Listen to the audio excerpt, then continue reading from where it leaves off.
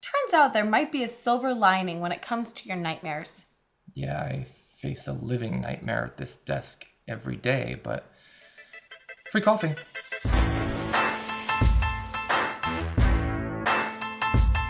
Yes, aside from your morning caffeine fix, nightmares do have other benefits as well in terms of your brain's ability to process traumatic events and your fears and anxieties.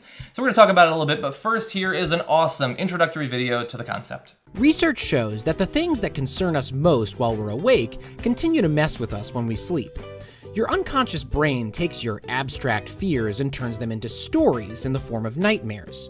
When you experience a nightmare, you wake up and remember it like something that really happened to you, even if it was totally unrealistic. In other words, nightmares are sort of like factories that turn your fears into memories. Here's where things get interesting. Memories are easier for the human mind to deal with than vague anxieties about the world around us. A memory might make you feel bad, but your brain thinks of it as something in the past, and therefore something you don't need to panic about in the present. Okay, so this is very true to my personal life because I used to have this recurring dream. So my family used to live kind of like near nature. So there were a lot of coyotes and things like that. And I have 2 dogs. And I had this recurring nightmare, that there's coyotes would try to eat my dogs. And Isn't that still happening? I work out. So I was like, I'll fight them off. So I had all of fight these a coyote? dreams of me fighting coyotes. So, I had to deal with that. It was a recurring nightmare. It stressed me out. I'd wake up in like a cold sweat, like most nightmares. But now I know when I walk my dogs, like those coyotes like still have nothing on me. Yeah. Yeah, I can see the headline already. YouTube personality slain by pack of coyotes she provoked. Don't fight coyotes.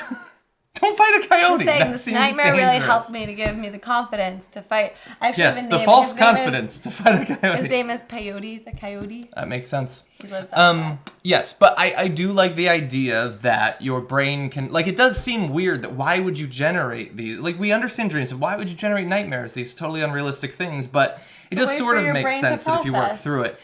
I don't know so much about the analogy to it making it like a memory necessarily, and can you imagine if you couldn't tell the difference? Well, you can just imagine process. it the You same? can just process that a lot better because it's in the same structure in your brain, just like psychology speaking. Yeah, and at least, like, especially when you're talking about vague anxieties, to some extent, at least visually living through it. Everything You're that having to see abstract it. is a lot scarier than things that maybe are in a concrete story, even if it didn't actually happen. Yeah, yeah. But I actually fought coyotes. I just that wanna- actually I just happened. want to make that clear to the YouTube world. Yeah, I her actually- torso is just a mess of bites.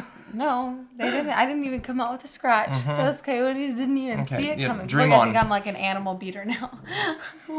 Okay, so, but more generally about the nightmares, nearly 70% of adults have nightmares, with 30% reporting these nightmares as often as once a month, although, depending on what source you look at, that number can range wildly. I've seen as low as 8%, as much Also, as 30%. people just like sometimes don't remember. Even if they have a nightmare, they might not remember it and be able to report it.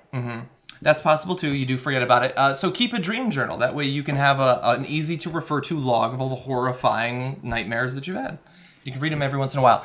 So anyway, I love thinking about dreams because of how little ability we have, even with the most recent science, to understand exactly what's going on in your brain when you're dreaming, when you're just sleeping more generally. The idea that nightmares especially could have a silver lining and help you to work through traumatic things that either you're worried about or literally things that you've had to deal with in your life, that is a Right. nice silver lining to an It is a experience nice silver that can be rough when it actually happens.